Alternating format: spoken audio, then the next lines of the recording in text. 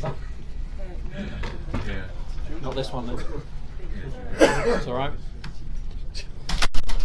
I'll make a start. So, as Einstein said, if the facts don't fit the theory, change your facts. I think what he was trying to say is there's a lot of ways of looking at problems. So, the beauty of talking about timber is, when it comes to sustainability, there's an awful lot of variations of this topic, and it's one of the few actual construction materials that you've got which is truly sustainable, because we can put these timbers into this roof, and nearly 1,000 years later we've grown plenty more trees, and we can just keep cutting the trees down, planting new trees forever. You cannot keep extracting steel and aggregates out of the ground forever. So when it comes to building and construction materials, in terms of sustainability, if we're talking about the materials itself, timber's an easy win. What I should say before I go any further is I work for TRADA, which is Timber Research and Development Association, so when I talk today I will be very biased about timber. I mean, no apologies for that, so just so you understand what I'm saying. In terms of durability, if we're talking about sustainability in terms of durability of materials, well, here's a nice example of nearly 1,000 years with a timber roof. So when people say that timber is not a very durable material, I would say let's come back in 900 years or so, let's look at all of our concrete structures with the steel reinforcement, and let's see how well they are surviving. I mean, 60 years on, we've got issues already, serious maintenance problems. So none of the materials we're using, are perfect solutions. So it's about using the right material in the right location. So we skip forwards 400 years, roughly 300 years. We have, although this is a grade 1 listed building now, we have essentially what is an agricultural building at the time. So in terms of heritage sustainability, we need to think about what style of buildings we're going to keep for later kind of heritage uses.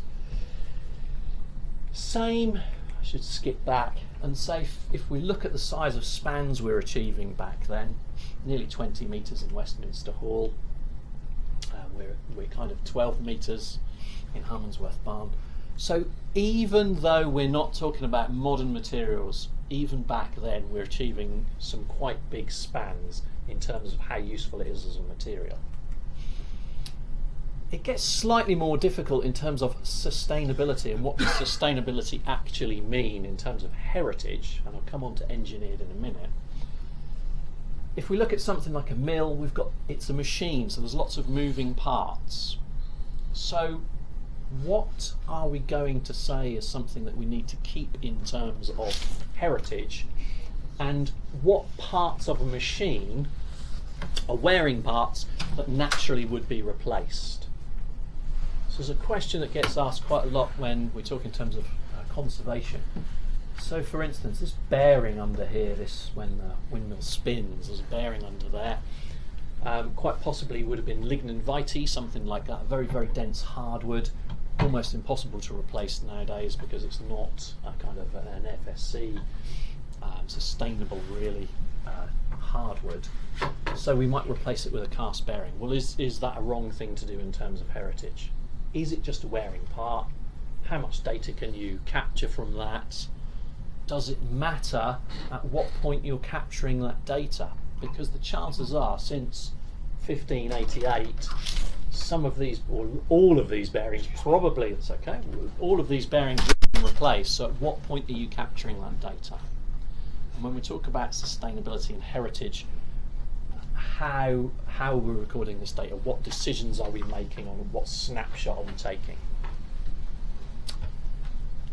But that's the past.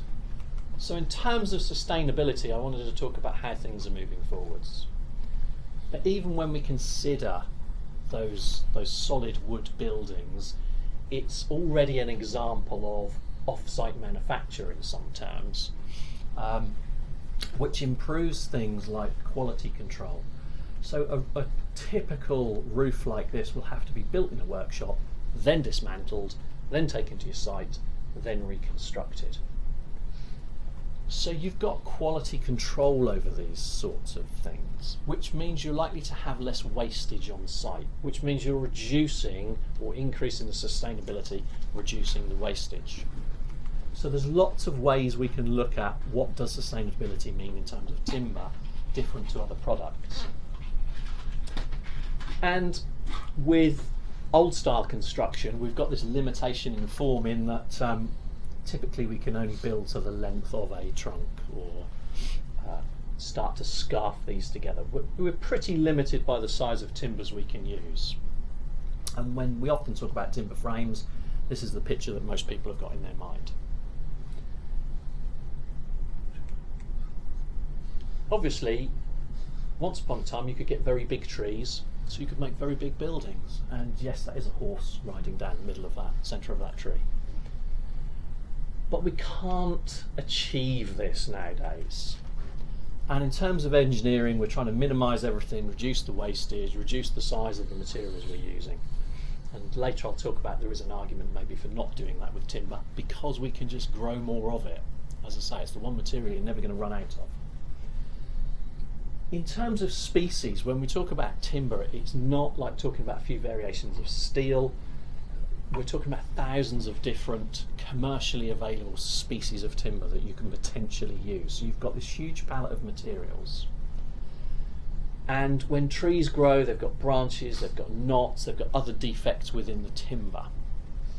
And so when I talk about engineered wood, essentially I'm talking about chopped up pieces of wood glued back together.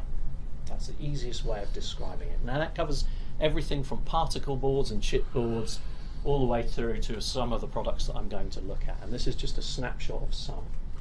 Give you some ideas. So glue lam is exactly what it says. It's glued and it's laminated. So it's just layers of wood. But it's not new. First railway bridges with steam locomotives going on them, so the loading is quite severe in these situations. 1835-ish, with spans of up to 36 metres. So glue lam beams have been around for a long time.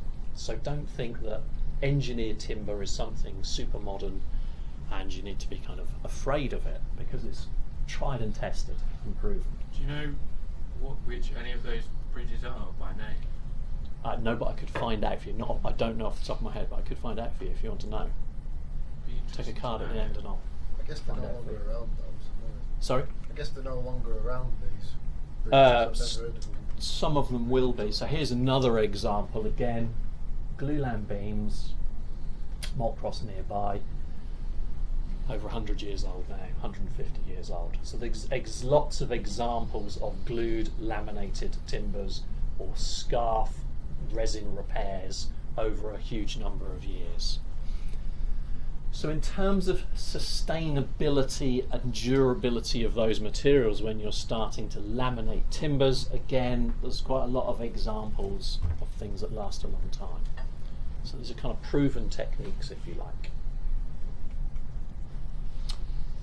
And although we're focused on construction, we're actually using these materials in other allied industries. So don't forget there's a lot of research that you can look at out there in people that are using timbers and resins in much harsher environments and under much more critical loading conditions than we are in fairly static structures. So none of these technologies I'm talking about you could say aren't tried and tested. They are. This is about a 1950s, 1960s boat. So I'm going to start by looking at cross-laminated timber, which is kind of one of the up-and-coming materials to use. But it is just chopped up timber glued back together in layers, a bit like plywood, but the layers are thicker. So they're alternating layers in terms of the run of the grain. I'm going to look at just two case studies and talk about sustainability in terms of why you might want to go down the route of specifying engineered timbers. And of course, just because the structural frame is timber doesn't mean that necessarily you can tell when you get to the external what materials structurally you're using. So we've got cladding, yes, but we've got brick cladding as well. So I think one of the earlier lecturers was talking about you can't always tell what that building is just by looking at the exterior. You need to dig deeper into the information if you're going to look at terms of heat transference through the building, cold bridging and things. So this is 9-storey building, 8 stories of timber. In terms of tall timber buildings, this is quite old now and we've gone beyond this. And it is just literally slabs of timber and then built up with fairly standard other construction details. So we have insulation, layer of concrete and some kind of former over it to make the floor. There's our void for running our services through, more insulation. Is deflection better in timber than steel? It just depends how thick you make your solid timber floor. You can build it up so that you've not got. So in terms of cambers and all that sort of thing, it's just. Yeah, it depends. It depends how you make it up and which of the many species of timber you're going to use in your laminations, and you can pre-camber the stuff as well. So we're really at the very beginning of pushing the boundaries, and this is what I'm going to talk about today. Pushing the boundaries of what you can achieve with timber. Just KLH. KLH is the particular supplier of that Okay, particular so type of CLT. Oh, yeah. So there are many different suppliers, and all of their versions of CLT will differ slightly.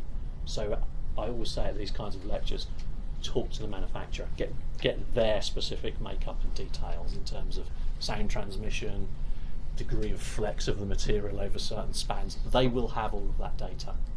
Do you know what the floor spans were in that? They were approaching, I think, something like 9-10 metres, I think. In terms of fixing, so in terms of materials that other materials we have to bring to the site, so sustainability in terms of lack of movement of and transport of materials to the site, if we're thinking about kind of emissions and also impact on the residents, then they're very large, effectively panels. We could make this room with just 6 sheets of CLT. So in terms of speed of build, the time is reduced quite significantly. In terms of getting the building to a watertight stage, that's reduced because it's a quick build. In terms of fixings, it really is just held with these little metal L brackets screwed together, because this is a structural panel, a bit like a SIPS panel.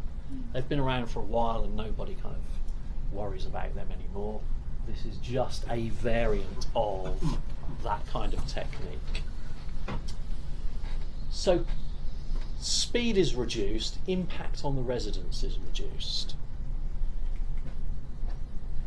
But as I say, we've moved on from being just 8-9 stories. The other beauty of this, and I'll come on to it, is that there's reduced weight in the timber, which means your foundations don't need to be as deep, which means you're pouring less concrete, which means you're having less impact on the environment. So in terms of sustainability, in terms of CO2 emissions, or impact on the finite resources we've got in terms of aggregates, again, you're reducing the amount, you're increasing the sustainability because you're reducing the amount of non-sustainable materials you have to put into this design. It's a lighter building, thinner foundations. Also less extraction in order to put the foundations in, so you're winning every time. Here's 10 stories, and at the time was the world's tallest. Trada, we did a case study and we could justify 12, and this shows you how quickly things are changing, because this was the tallest about a year ago. We're now up to 17 stories in timber. Now this particular building, this is a student accommodation in Canada. This particular building, they've started to put in concrete lift shafts in order to help the racking of the building as you're building it, because the lightness of the timber then means when you've got wind loading, it's more prone to movement during construction. The previous example the 8-storey building had CLT, so the lift shafts were still in timber. Again, Are with there not different mineralised. settlements on those two? Yeah, they are. Over that many stories? Yes, there is. So that has to be taken into account in the design, but it is predictable. The amount of compression of the timber is predictable. And there was, when people first started to put in these mix of materials in building, and they started to build tall, there were issues where the lifts didn't quite meet the floor. But we've moved on since then. So this is really just to add stability to that building. In terms of construction, you can see the speed of the construction is we can lay a whole floor slab in minutes versus trying to pour all of this concrete and pump it up to height. There's also, in terms of health and safety, so keeping our workforce alive in terms of sustainability, then there's far less impact on the people you've got constructing the buildings, because timber itself inherently isn't that harmful as a material. Concrete, you've got all the issues of alkalinity bans, not a nice material, the caution data sheets. Timber, other than the odd splinter, you really haven't got issues. So if you go down this route of using timber, which, as I say, you're never going to run out of this as a material, then you're also having less of an impact on the workforce. In terms of tools, it's mostly battery operated hand drills. In terms of noise pollution and that impact on the environment, it's quite quiet. The architect that did the Stout House, the 9-storey in London, said it was the worst site he'd worked on because it was so quiet he could never tell whether the guys were on site. And actually, it was, as I say, 8 stories of timber ground, just the ground floor concrete. It took just 27 days to put up the 8 stories of timber with just 4 people on site working 3 days a week. So you can see the speed of build. They also, it was a 27 apartment block, and they sold every single apartment within 2 hours of the plans being released. So there are people out there who want to buy timber buildings. So again, in terms of sustainability, we can design, we can issue these buildings, there will be take up, people are starting to understand timber. This is an internal view of the building. In terms of aesthetics, then you haven't got to add a decorative coating, you've reduced the amount of time because it's already aesthetically pleasing, assuming you like timber, of course. So the real crunch, or the real seller in terms of timber, its easy win is in terms of CO2 emissions and that kind of sustainability. So these are figures, and these aren't Trada's figures, because obviously whoever tells you the figures has got some kind of bias. So this is the National Ready Mix Concrete Association. They're their figures, not a timber industry figure. So for every tonne of concrete you pour, you are producing 927 kilos of CO2 emissions. It's almost 1 tonne for 1 tonne. That's how much we're polluting the environment by. And these are greenhouse gases adding to global warming. So that's the reality. And as I say, these are not Trada's figures. And we produce about 4 billion tonnes of concrete every year. So that's an awful lot of CO2 in construction we're responsible for across the globe. And you can look at the figures yourselves in terms of concrete. It's around about 9 to 10% of the overall global emissions of CO2 versus about 1.5% for all air travel. That's how much impact we're having. When we look at steel, because we quite like, as designers, concrete and steel, it's about 1.8 tonnes of CO2 for every 1 tonne of material, because it's a very energy intensive material to produce. So there's even more emissions with that. And again, this is energy agency figures, it isn't timber industry figures, who are more inclined to give you a much more biased figure, I'm sure. When we look at CLT, and this is a timber industry figure because they're the best ones to provide it, A cubic metre captures, because timber, when trees grow, if you cast your mind back to your days of biology at school, sucks in carbon dioxide, gives out oxygen. So the trees are turning that carbon dioxide that they use to grow into timber. Timber is carbon, hydrogen, oxygen. Don't worry, it's no more complicated than that. And that's it. Which is why when you burn a piece of timber, the oxygen and hydrogen are released and you're left with charcoal, which is carbon. So as long as the timber stays in this form, the longer we can keep it within the building, the more CO2 effectively, or the more carbon we've captured. So although there's 0.8 tonnes of CO2 captured in a cubic metre of it, it's actually locked up in terms of when we add the glues and resins in, so allowing for the carbon emissions from making the other materials. We've captured about a quarter of a tonne of carbon. So we've reduced the carbon footprint. So if we turn that into a building, so how does that translate into a building? And this is one of our just one of our case studies. This is a school academy building, about 3.5 cubic metres of structural timber in its CLT. If we made that structure out of concrete, we would have released 1,720 tonnes of carbon. And now this is all the transport to and from site, allows for all the vehicle movements, making the material and getting it and pouring it onto the site. So this is the whole start to finish of the project. If we move to steel and precast, you'll notice the finger is ever so slightly higher because obviously steel is energy intensive, so it's a greater in terms of CO2 emissions, it's much greater. If we take the figure for the timber, because when you process a piece of timber you're just cutting it up, there's not a huge amount of energy input into it. It comes to 660 tonnes. So you could almost build 3 of these buildings in CLT and only have the same impact on the environment as building 1 in concrete. That's how big a difference there are in these materials.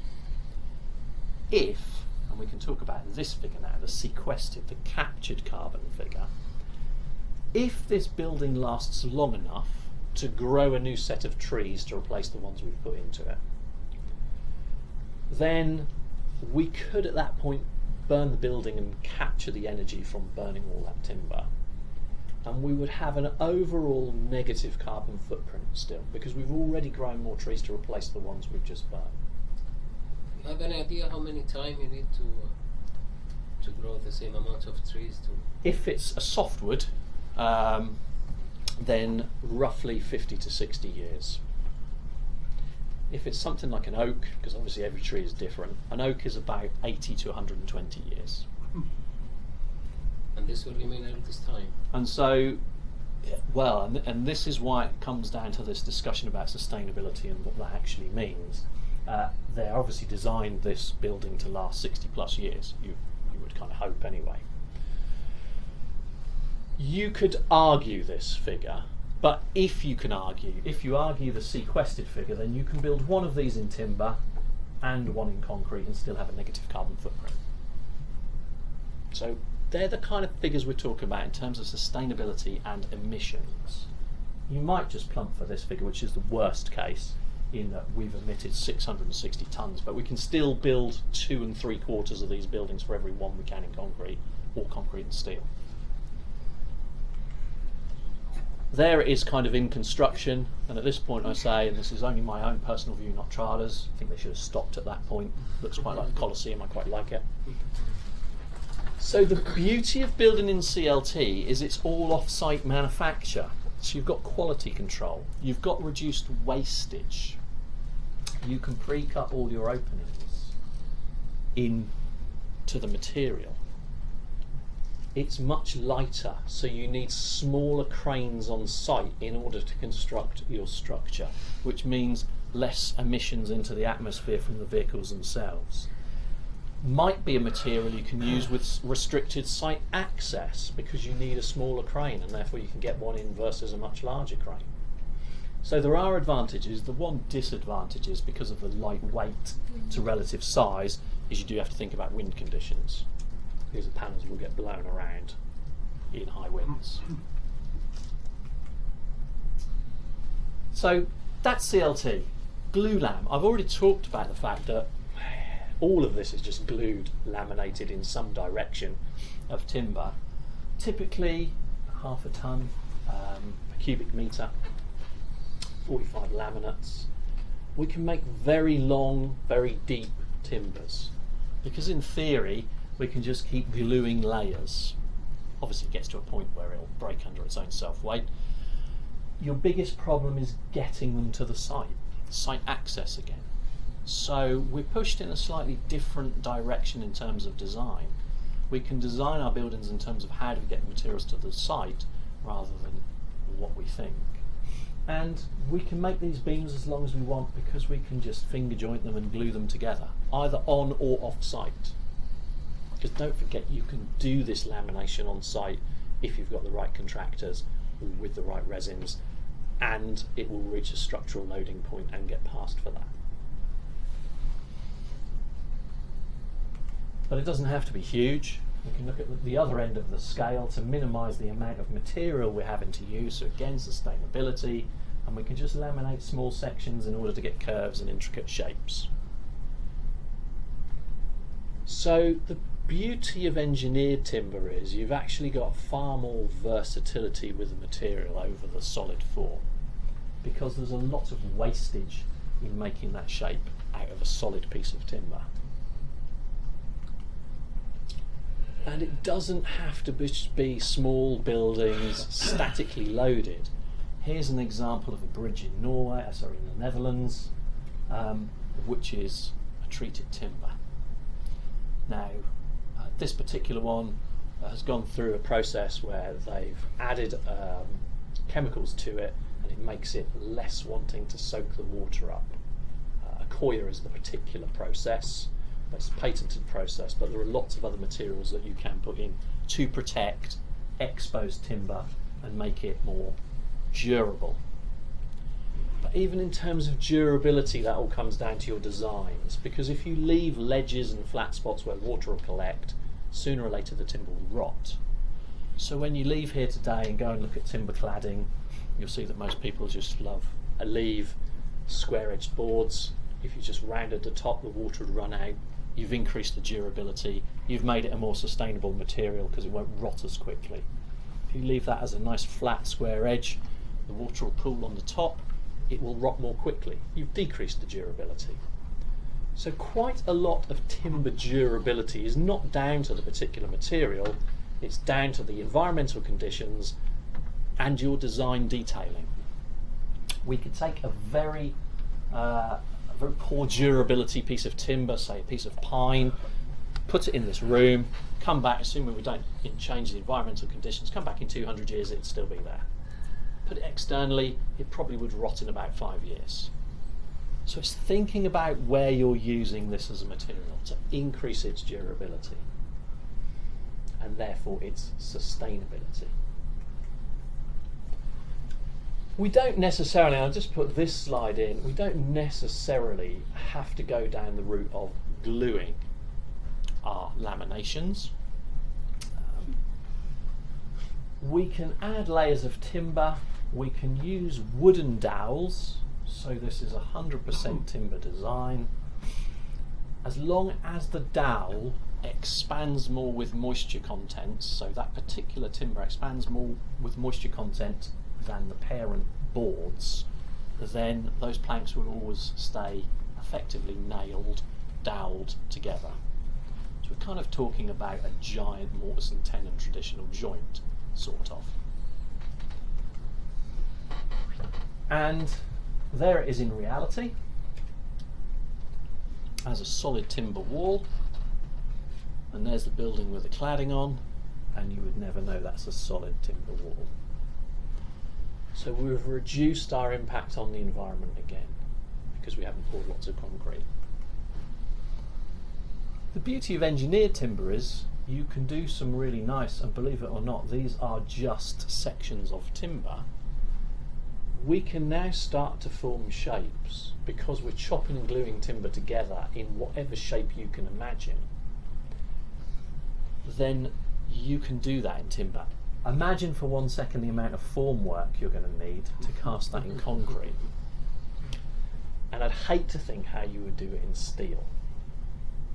So you can start to achieve things now that you couldn't have done 10 years ago. And if you start to think about the fact you can laser cut, laser engrave, CNC route things, there's no reason why this couldn't be full of carvings which would have taken a master craftsman 100 years ago probably a month to produce. A machine can produce it in a couple of hours. So in terms of your creative input to these designs, almost it's the limit of your imagination. So timber is much more flexible than it used to be, and far more sustainable, as I said, than concrete or steel. And it's a lot lighter. So in terms of how much you can get on one vehicle, you can obviously get a lot more in terms of weight, which might be an impact on your design. And here's quite, I think, a horrific figure. 75 miles travelled in a petrol van is the same as carting the material around the world in an ocean-going tanker. Just 75 miles. This kind of leads us in terms of sustainability to thinking that most of our manufacturing wants to be close to the site where we're building our buildings. We don't necessarily want to transport the materials all around the world. We want to kind of use local materials local to the site. So this leads us on to the way we might put our building together. If we've got restricted access, we've got very limited access and we can't get large sheets of materials in, then we might go this traditional route, kind of post and beam, one stick at a time type build. Or we at best might be able to get a panel in at a time. These three are almost linked in that they're all variations of the panel. Whether it's SIP, so it's 2 sheets of OSB with a bit of kind of foam in the middle for insulation, whether we've got an open panel which then allows us to put surfaces in before we clad the other face, or whether it's closed panel so we've got both sides of the wall already in place as it's delivered to site. These three are very similar. It's just the level of finishing and the type of material that you're talking about. But in terms of getting that material to site, it's the same approach. But in terms of sustainability, quality control, lack of waste of materials, then maybe volumetric is the way to go, except that in order to bring this room to this site, you need really good wide road access, which is a bit of an issue. But in terms of advantages, you've got complete quality control, and you can reuse the waste material in terms of timber, because you can either use it to heat your factory or you can use it in some way to recover energy in terms of biomass capture. And it's light, so we can set up a system in the factory where we can produce the panels. Now there's 2 schools of thought. This time last year when I did a lecture here, I was talking to a lady at the end from Sheffield Council who said that Legal & General had just set up the first factory in the country for CLT.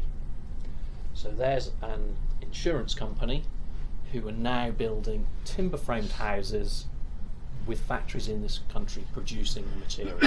One of the arguments against it was, well, we have to import all the CLT from the continent, mostly from the Baltic countries. Strangely, they've got an awful lot of timber, so they'd like to sell us CLT panels.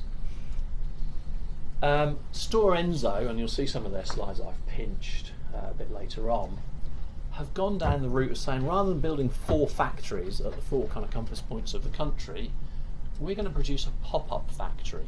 So anytime there's enough demand for a set of houses local to a site, rather than transport the material, we'll just move the machinery to a big warehouse. We'll produce the panels and then we'll move the machinery to the next site. So in terms of sustainability, that's quite a new approach to how we construct or could construct timber houses.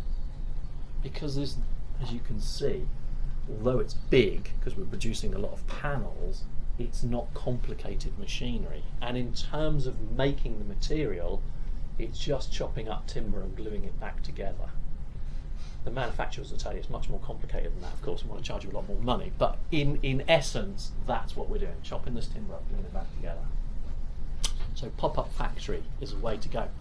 Less vehicle transport issues, less road closures required, less environmental impact, much more sustainable.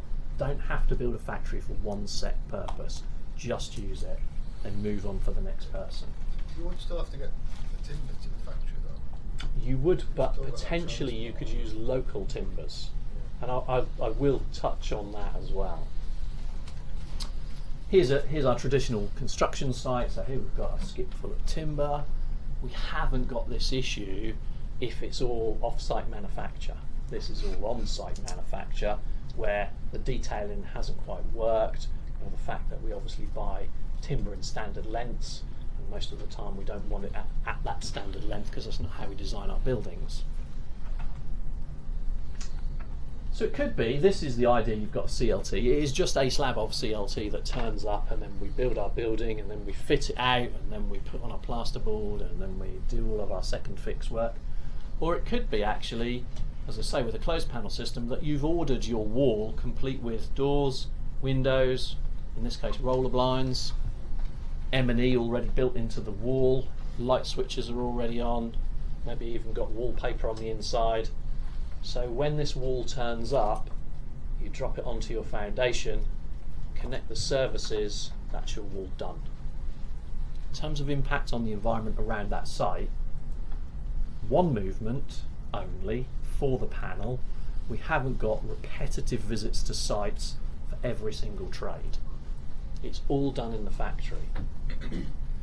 We haven't got any hold-ups due to weather, so the guys turn up to the site and it's raining, so they have to sit there all day in the cabin getting warmed up with nothing to do because of the rain. They can't lay their bricks and blocks. So when we think about sustainability, it's a huge umbrella of things we need to think about. The other thing, if we're building it in terms of off-site, so our walls and everything are manufactured off-site, we bring them to site, it's very quick to make it watertight, which even if we've not got those wall surfaces finished, then we can clad it, but it's not on our critical path. We can have our second fixes and everything going on inside, and we can be cladding it externally at the same time. If this is a brick and block wall, I've got to wait until the bricks and blocks are up before I can either clad it or do the second fix. So we've increased the number of trades or shortened the time scale again on site, which is less impact on the people living in and around it. Maybe less road closures, maybe less waste of fuel by all them diversions that they've got to follow because you've got so many vehicles going in and out of the site. Obviously that depends on the scale of the site. So volumetric then. Here's a factory making 3.5 metre, roughly, slightly under, units, 2.95 high, so they fit nicely on the back of a lorry and can go along every road without road closures. So here we are making lots of units. These are the service connection points in the roof void. There we are fitting the external cladding details onto our unit. There we are with second fix going on, wiring going in. So this is all in the same factory on a conveyor line, a bit like cars are made. There we are with our kitchens fitted, already in there. Notice they're starting to put on external and internal finishes at this point and floors. And there we have our panels, our units going into our building. Now, every one of these in terms of size is going to be the same, but in terms of internal fit, you can fit that box out any way you like, or you can connect two of these together. If you notice there's a big void here, so when we bolt the next unit to the side of this, now we've got a kitchen diner. So actually it's thinking about how we're building in a completely different way. And in terms of sustainability, if the next occupant decides, well, they don't like their bathroom laid out like that, or they want to move out the internal configurations, or I want to extend the building, I've only got to add a few more boxes in, or I can take one box out and replace it with another one. I haven't got to partly demolish an entire building, which is probably what I would do if it was precast concrete and steel reinforcing. It's much more difficult to reconfigure. So in terms of sustainability, as in the length of life this building is useful before I have to flatten it and start again and bring in a whole load of new materials, this is much more easy to reconfigure. But it's an entirely different way of thinking about how we build buildings. Entirely different. And as you can see, there's just one example of box, box, box, cantilevered box. So in terms of can you have projections and can't projects, no problem. Structurally that can be done. You just do that at the design stage. So yes, it is a series of boxes, but actually you can configure these. As you can see, they're all the same box effectively. But if we think about most buildings, we're building in rectangular or square configuration anyway, so the rooms are just a series of boxes. There's another development going on. Again, this is a store Enzo were telling me about this. There's another site where they've basically now got a catalogue of boxes. So in this particular street, everybody who wants a house goes to the catalogue.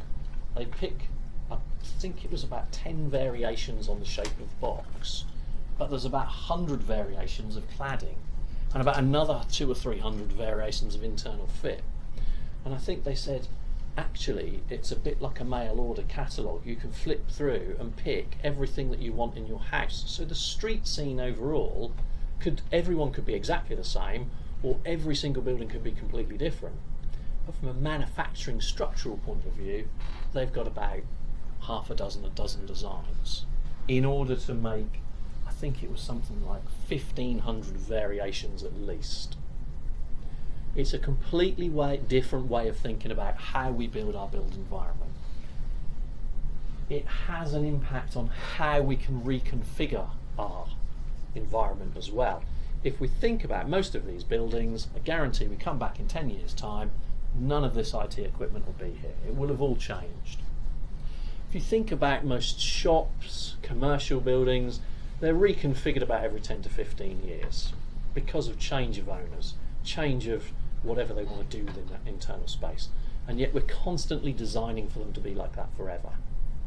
Maybe it's time to rethink about how we are producing our built environment and how we approach our construction materials to reduce the amount of emissions in the future. And here's just one example. As I say, this is just a box. You could mirror it this way, you could extend it this way. It's quite versatile. I'm going to skip the video. So in terms of reuse and recycling, panelised systems, so the CLT 8-storey building, we can take the panels out, we could cut them about because it's just a carpentry job, we could then rebuild an entirely different structure on that site. That's very difficult to do with precast concrete. Slightly easier with brick and block, but if you've ever taken a wall down, you don't recycle 100% of those bricks. You can recycle a whole CLT panel in one form or another. Because we can just grow more trees, we could burn it and capture that energy, feed that back in. We've almost recycled all the energy inputs into that material. You can't do that with bricks, you can just turn them into hardcore. If we go down this route, then actually we've only got to maybe reconfigure 2 or 3 boxes. We don't have to reconfigure an entire building. So in terms of longer term impact on the environment, in terms of vehicle emissions, in terms of sustainability of materials, this is perhaps one of the few sustainable, truly sustainable choices you've got. Any questions? great presentation, very compelling case for timber, obviously. I just wondered, in your view, what the biggest barrier is that's prevented more widespread adoption of CLT, because obviously, as you highlighted consistently throughout the presentation, it's not necessarily anything that's particularly new. No. So I was just very interested in whether there are perceived barriers that people walk away. When I do talks like this, the first question is, well, timber's not very good in fires, is it? And I say, well, yeah, timber burns, but it burns at a very consistent rate. So typical figures, softwood, 1 millimetre per minute per exposed face. That's almost the maximum fastest burn rate. Hardwood, 0.5 millimetre per minute per exposed face. People say, well, it burns then.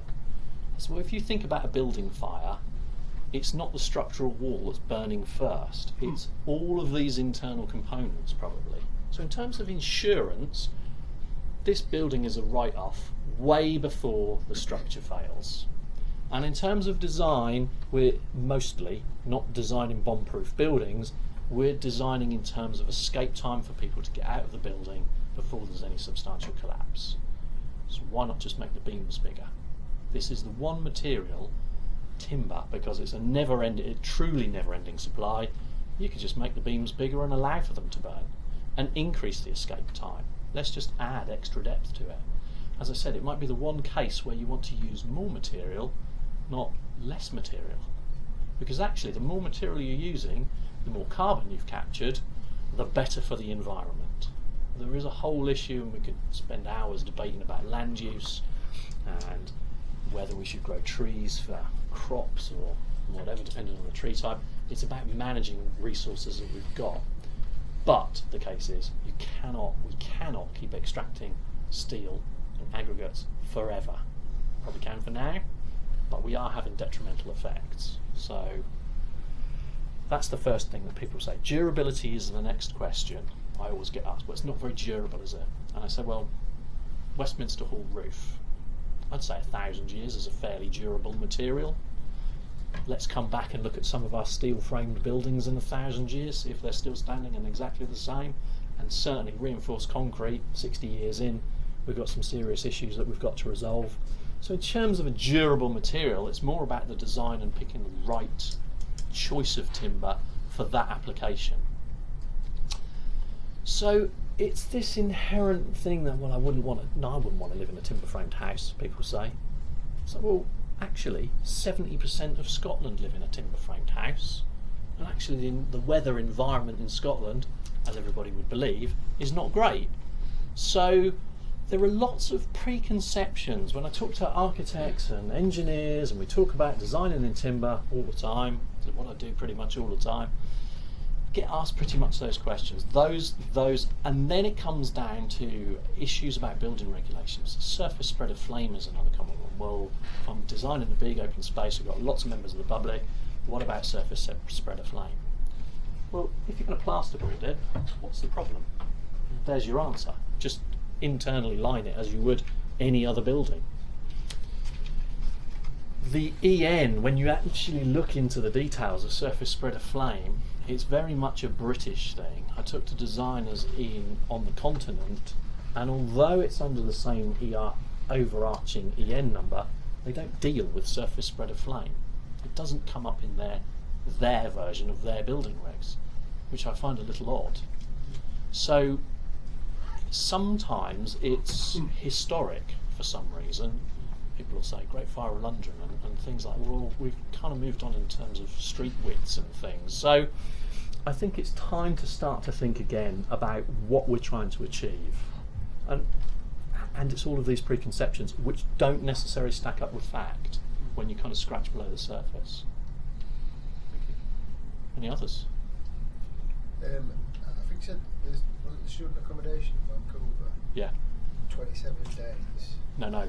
Sorry. The Stad House in London, 27 days with just 4 people working on site, just 3 days of those weeks. What would be the manufacture time though off site? Obviously the project from start to finish, that's a time saving on site, but you've got to design and manufacture it. Yeah, you do, and you have to think about that pre-leading time. But then you're going to be ordering kitchen units presumably, and you're going to be ordering doors and windows, And so all of that off-site, pre-site manufacturing can be done concurrently. So actually everything arrives at the same time. I can't give you an exact answer because it depends where you get the panels from. But there are suppliers with stocks of panels. It depends what finish you want. They've got a whole stack of CLT panels at standard widths. Can holes be retrofitted like course? Yeah, because it's just carpentry work. It's easy to drill a hole in CLT. Any carpenter can drill a few holes and then saw them to make, which is the other advantage. If you've done all your design, and heaven forbid this ever happens to you, because it never does, and you suddenly find the service ducts are in the wrong place, you can just glue a bit of wood to fill the void in and drill another one. It's very difficult, or more difficult, to cut through reinforced concrete. And then you've got all the structural implications of that. So it does lend itself to lots of situations where typically we would go for reinforced concrete as our standard kind of, we just always do it. Well, the question is, why do we always do it? What's changed? If we all went back 300 years, we'd have all been designing timber framed houses before brick cladding became fashionable. What's like the most stable like retaining wall out of timber? Like when you're talking about level changes and things, like on site we always have pinch points where we're having to put a lot of concrete in for retaining structures, whether they're gabions or whatever. And we use uni logs on obviously like up to 1.8, but is there any sort of retaining walls in the world that have been done with glulam or? The biggest thing you need to, or the thing that has the most impact on timber is moisture. Yeah, Because that's what I was thinking. but timber will never stop absorbing moisture. It doesn't matter whether it's an engineered timber or whether it's a solid piece of timber. So if in House's apartment they decide to put a sauna in, they'd have a real issue with that roof starting to move, even though those timbers have been there nearly 1,000 years, because the moisture content in the environment would change, the timbers would start to swell, they'd all move. So you have to seriously think about, is it the right material for in-ground? And this is where it comes down to thinking about design decisions. You could tank the timber in some way, and then how are you going to stop the water getting in and not getting out of that tanking? So maybe the answer for a retaining wall, if it's butting up to soil and you've got groundwater flow through, is probably concrete or gabions. There's probably a more obvious choice. But in these walls, why have we pulled them out of concrete? Because actually we haven't got that issue. So they could be timber. And also, as I say, it's much lighter, so you've reduced the amount of foundations you need to put, which might impact on the amount of retaining wall you need to build because you've reduced the ground pressure. So there's these cumulative knock-on effects, less vehicle movements because it's lighter, you can get more of it on a lorry. So there's, in terms of sustainability, there's lots of factors to think about in terms of longevity of building material, ease of maintenance, reduce site emissions and movements and impact on the wider environment. All of these come under the heading of sustainability. And timber in lots of cases is maybe the first solution rather than the last thing you would think of. It's this, I don't know, preconceptions about, well, it's a bit difficult to design with. So maybe it's time to think about how we go about the whole process, and also the street scene, as I say. How do we configure buildings, and why are we making them to last forever when we know that most of the time they'll be reconfigured within 20, 30, 40 years? I think probably the next set of people will want to get in. Okay, just ask a quick Yes. about the cost. What's the cost for this? Cost at the moment, they are saying, and this is pre a CLT factory in this country, so as soon as these factories open up it will reduce, but pound for pound pretty much the same at the moment, just because we've got to import it across. There's reduced time on site, but that's offset against maybe increased site security because you don't want some arsonist to set fire to your wooden building, which they can't do with concrete. So there are little trade-offs to be had, but at the moment they're saying pound for pound, exactly the same.